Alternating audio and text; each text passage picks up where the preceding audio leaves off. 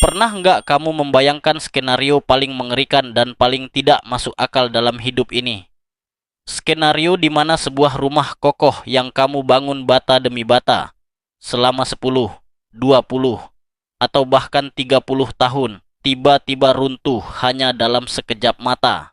Bukan karena gempa bumi yang dahsyat, bukan karena badai besar yang menerjang, melainkan karena seseorang yang baru datang kemarin sore. Sebelum kita masuk ke ruang bedah ini, kalau kamu butuh teman yang mengerti rasa sakitmu tanpa menghakimi sedikit pun, kalau kamu butuh pegangan logika di saat perasaanmu hancur lebur dan tidak ada arah, tolong tekan tombol subscribe sekarang. Nyalakan loncengnya, karena di channel Zona Waras ini, kita akan temani kamu melewati badai ini, langkah demi langkah, sampai kamu melihat matahari lagi. Simak video ini sampai tuntas. Jangan di-skip satu detik pun. Karena pemahaman yang akan kita bahas ini adalah obat keras untuk lukamu. Bayangkan rasa sakitnya, rasa sesaknya, sejarah panjang yang kalian ukir bersama dari nol, anak-anak yang kalian besarkan dengan keringat dan air mata, masa-masa sulit saat kalian makan nasi garam berdua dan berjanji untuk menua bersama semua. Itu seolah tidak ada artinya sama sekali. Dihapus begitu saja, digantikan begitu saja, demi seseorang yang baru dia kenal beberapa minggu atau bulan. Rasanya seperti jantungmu ditarik paksa dari rongga dada tanpa bius. Kamu tidak hanya kehilangan pasangan, kamu kehilangan masa lalu. Kamu kehilangan identitas sebagai pasangan, dan pertanyaan yang paling menyiksa yang terus berputar di kepalamu setiap malam sebelum tidur adalah, apakah aku setidak berharga itu? Apakah semua pengorbananku selama ini cuma sampah di matanya? Dengerin aku baik-baik, Besti. Tarik napas panjang sekarang. Tahan. Hembuskan perlahan. Jika kamu sedang berada di titik nadir ini, jika kamu merasa duniamu kiamat karena dikhianati demi orang baru, tolong jangan hancurkan dirimu lebih dalam lagi dengan menyalahkan diri sendiri. Kejadian ini bukan bukti bahwa kamu gagal, sama sekali bukan. Ini adalah bukti bahwa kamu terlalu utuh untuk seseorang yang jiwanya retak. Malam ini, di video ini, kita akan melakukan operasi batin besar-besaran. Kita akan bedah tuntas kenapa tragedi ini bisa terjadi secara psikologis, dan bagaimana caranya kamu bisa berdiri tegak lagi di atas reruntuhan ini. Bukan sebagai korban yang malang dan menyedihkan, tapi sebagai pemenang yang berhasil lolos dari orang yang salah sebelum sisa hidupmu habis sia-sia. Mari kita mulai bedah kasusnya.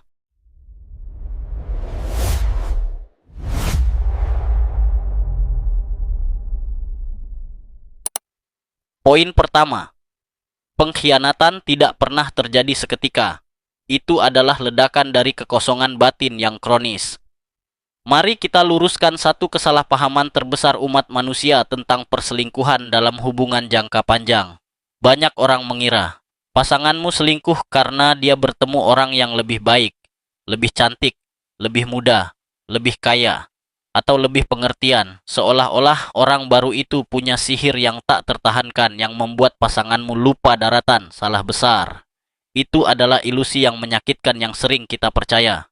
Kebenarannya adalah, pengkhianatan tidak pernah bermula dari pertemuan dengan orang baru. Pengkhianatan bermula dari kekosongan batin yang tidak pernah dia selesaikan sendiri. Coba pikirkan ini dengan logika yang jernih. Seseorang yang sehat mentalnya tidak akan membuang berlian yang dia genggam erat selama 20 tahun hanya demi sebuah batu kerikil yang berkilau kena sinar matahari. Kecuali dia memang tidak paham nilai berlian, atau dia sedang mabuk oleh hasrat sesaat yang menutupi akal sehatnya. Orang baru itu hanyalah pemicu, bukan penyebab utama. Penyebab utamanya adalah ketidakmampuan pasanganmu untuk berdamai dengan dirinya sendiri dan fase hidupnya. Dalam hubungan jangka panjang, pasti ada fase bosan, fase datar, fase konflik, fase di mana cinta terasa seperti pekerjaan rumah. Itu wajar, itu manusiawi.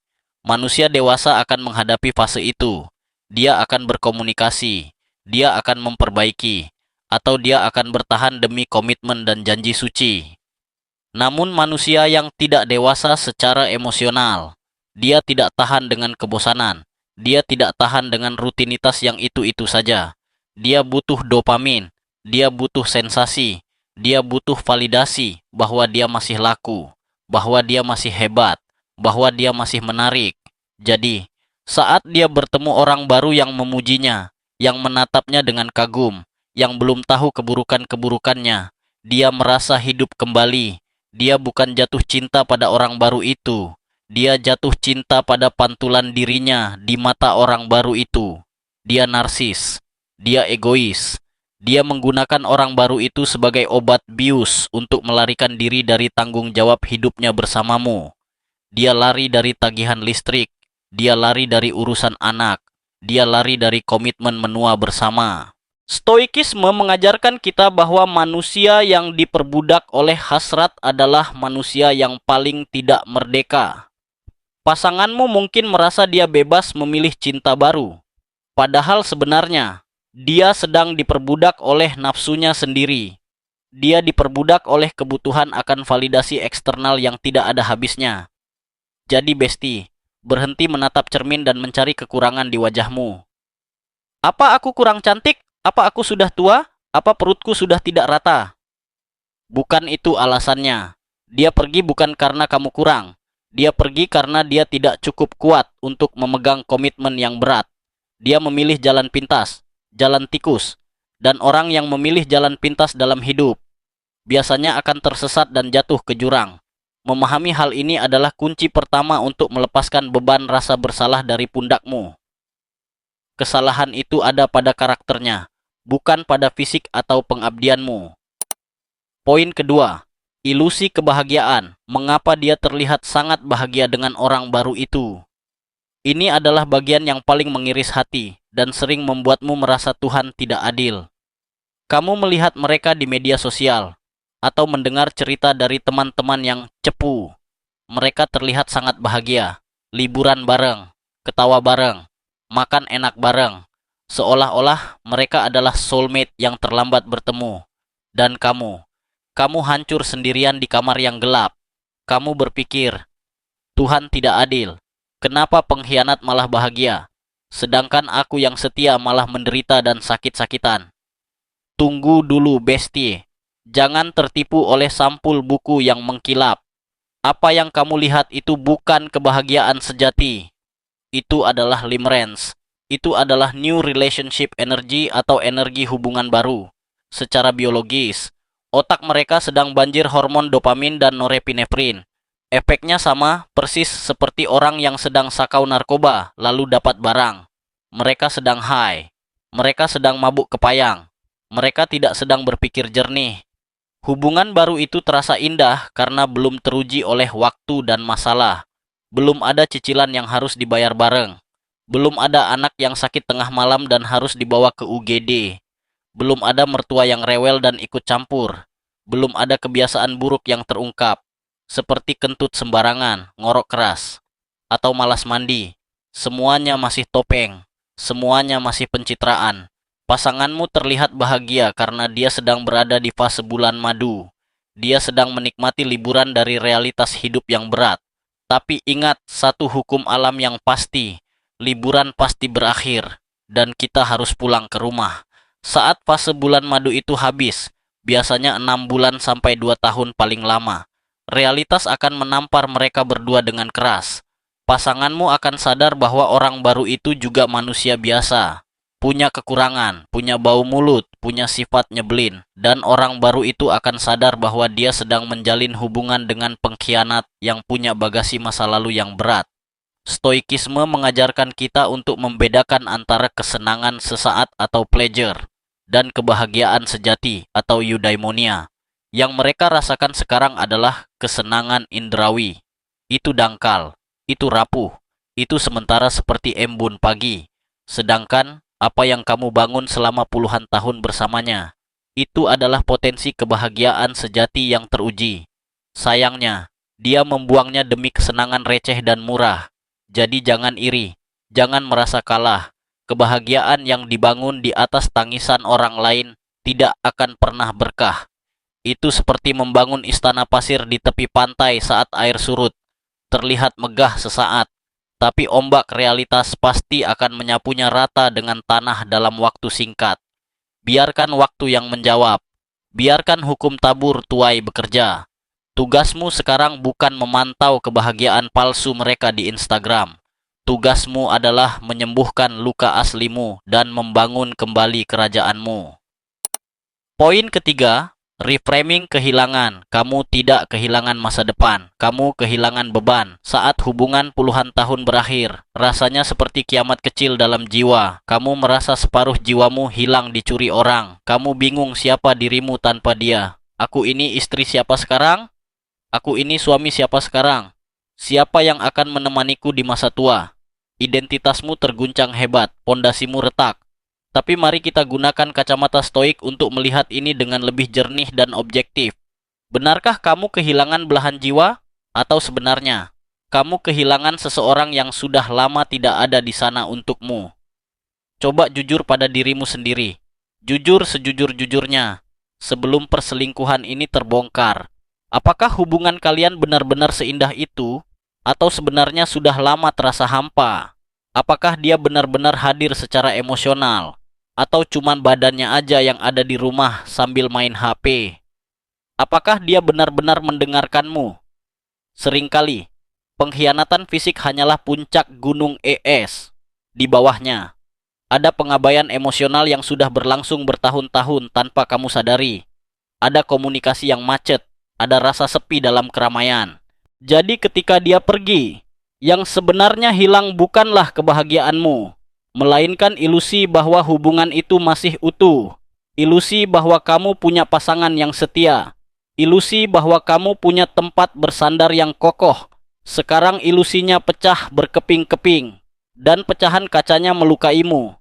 Sakit memang, perih, tapi lebih baik sakit karena kebenaran daripada bahagia dalam kebohongan seumur hidup. Stoikisme mengajarkan konsep amor fati, mencintai takdir. Bukan berarti kamu harus bersyukur diselingkuhi. Itu gila dan tidak masuk akal. Tapi kamu menerima fakta bahwa ini sudah terjadi. Dan kamu melihat sisi lain dari kejadian ini. Mungkin ini adalah cara Tuhan atau semesta membersihkan hidupmu. Membersihkanmu dari orang yang tidak layak mendampingi masa tuamu yang berharga. Membersihkanmu dari kepura-puraan yang melelahkan. Bayangkan kalau ini tidak ketahuan sekarang. Bayangkan kalau kamu harus menghabiskan 20 tahun lagi melayani orang yang diam-diam membencimu atau tidak menghargaimu. Itu jauh lebih mengerikan daripada perpisahan ini. Kehilangan dia mungkin terasa seperti kehilangan tangan kanan. Tapi kalau tangan kanan itu sudah membusuk, kena kanker dan mengancam nyawa, maka amputasi adalah satu-satunya cara untuk menyelamatkan nyawa. Kamu sekarang bebas. Bebas dari kebohongan, bebas dari pengkhianatan, bebas dari beban melayani orang yang tidak tahu terima kasih. Gunakan kebebasan ini untuk menemukan kembali dirimu sendiri.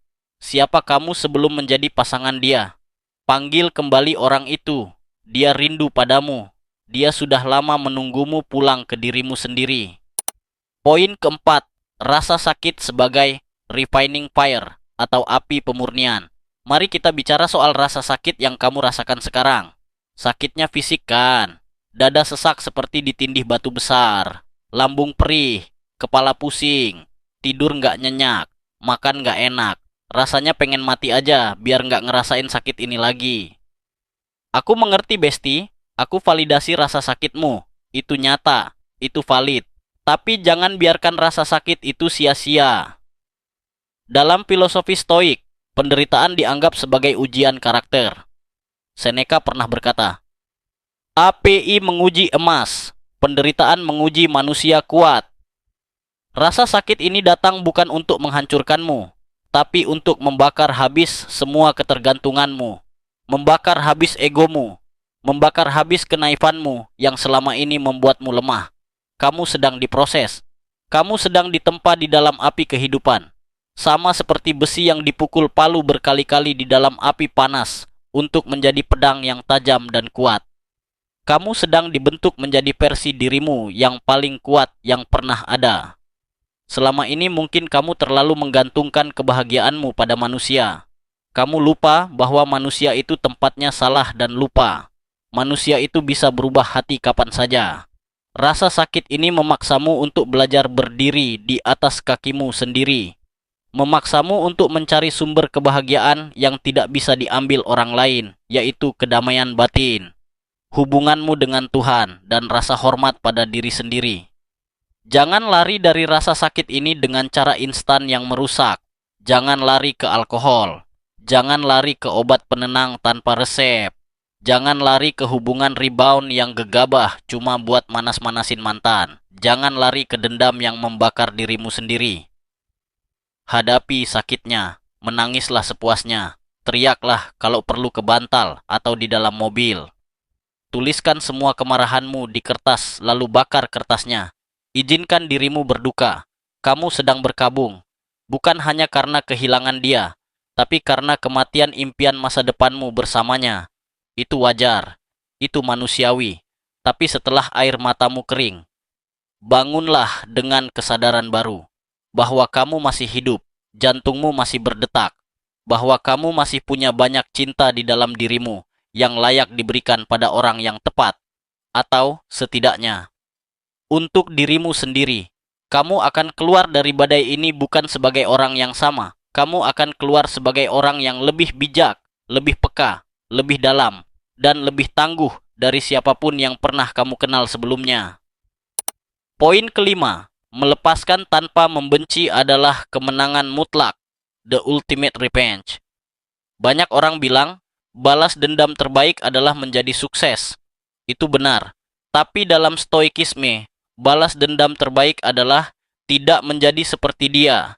Jangan biarkan pengkhianatannya mengubahmu menjadi orang yang pahit. Jangan biarkan racunnya masuk ke dalam darahmu dan merusak kebaikan hatimu. Kalau kamu membenci dia, kalau kamu terobsesi menghancurkan dia, maka dia masih menang. Karena dia masih mengontrol emosimu. Dia masih menyita waktumu. Dia masih jadi pusat duniamu meskipun dia sudah pergi.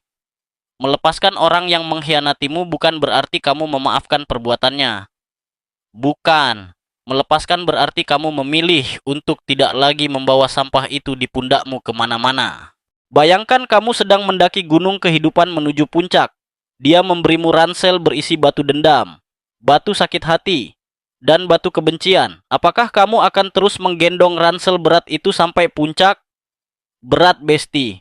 Kamu bakal capek, kamu nggak akan sampai. Letakkan ransel itu, tinggalkan di pinggir jalan, dan lanjutkan pendakianmu dengan ringan dan bebas. Melepaskan dengan tenang berarti kamu berkata pada dirimu sendiri, dia adalah bagian dari masa laluku, tapi dia tidak akan menentukan masa depanku. Aku tidak berharap dia hancur, aku juga tidak berharap dia bahagia. Aku cuma tidak peduli lagi. Itulah yang disebut indifference atau ketidakpedulian yang membebaskan. Saat kamu bisa mendengar namanya tanpa rasa sakit yang menusuk. Saat kamu bisa melihat fotonya tanpa rasa benci yang membakar.